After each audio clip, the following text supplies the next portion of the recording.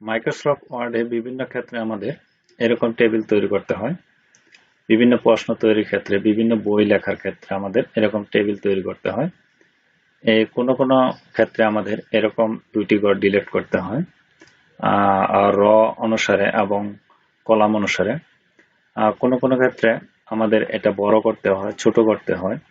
এরপর এই যে এটা এই পাশে আনতে হয়, একটু শুরু করতে হয়। আমরা এটা কিভাবে করব সেটি আজকে এই ভিডিওতে দেখব।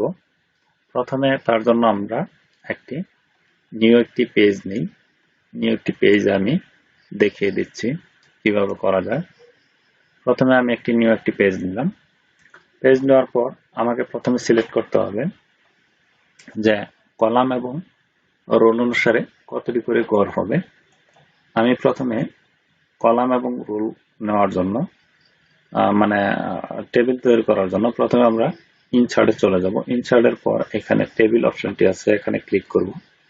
ক্লিক করার পর আমি এখানে র অনুসারে 1 2 3 4 5 6টি নিলাম, মানে রোল অনুসারে, এবং কলাম অনুসারে নিব 2 3 4 5টি নিলাম।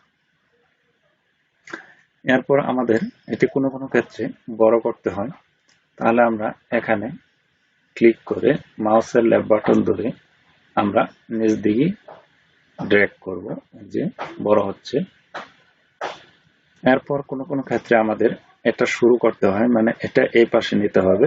যেমন এই যে মাউসটা এখানে নেওয়ার পরে যদি এরকম চিহ্ন আসে, আমি মাউসের লেফট বাটন ধরে এখানে ড্র্যাগ করব, এই যে শুরু হয়ে গেল। যদি আমি এটা শুরু করতে চাই তাহলে এই অপশনটি এনে এভাবে ক্লিক করব, শুরু হয়ে গেল। এখন আমার কথা হলো যে এই দুইটা ঘর আমার একটি করে পরিণত করতে হবে, তাহলে এই দুইটা আমরা ক্লিক করব, মানে ড্র্যাগ করব। ড্র্যাগ করার পরে মাউসের রাইট বাটন ক্লিক করব। ক্লিক করার পর এই অপশনটি আমরা ক্লিক করব, তাহলে এটি একটি ঘর হয়ে গেল। এখন আমার প্রয়োজন যে এই ডান পাশে এই দুটি ঘর আমি রাখবো না, তার জন্য এই দুটি ড্র্যাগ করব। ড্র্যাগ করার পর মাউসের কিবোর্ডের যে ব্যাক বাটন আছে সেটা ক্লিক করব। ক্লিক করার পর এরকম একটি অপশন আসবে, এটা সিলেক্ট করার পর সিলেক্ট থাকা অবস্থায় আমরা ওকে ক্লিক করব, তাহলে কিন্তু চলে গেল।